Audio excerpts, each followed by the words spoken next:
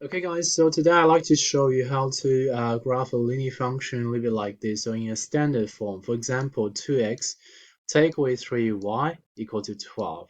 Okay, this is a standard form, so it's not like y equal to some sort of x. So you might be thinking about algebraically speaking, you want to transpose it. But today I want to show you an easier way to graph it. Okay, so what you need to do is first of all, we need to add in a new page which is the graph. Okay, so remember we're always using the graphs to draw a sketch on the CAS calculator.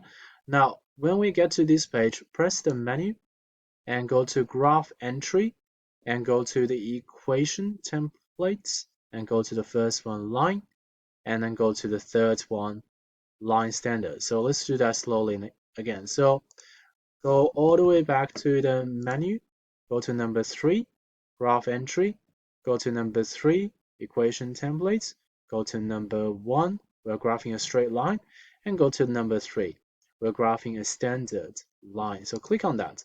So if we click on that, you will be able to see some sort of x plus some sort of y equal to a number. There's 3 boxes, we need to fill in the numbers. So for example, 2x and then remember, take away 3y. We just need to type in -3 if you want to have that. And then last of all, let's get 12. Press enter when you're done. So basically, the graph is right here for you. All right, so it will save you all the trouble of transposing and then graphing different ways. All what you need to do is go to the menu and go to this linear equation and just type in that. Should make your life a little bit easier. All right, so this is about it. Try this on your own CAS calculator with different equations.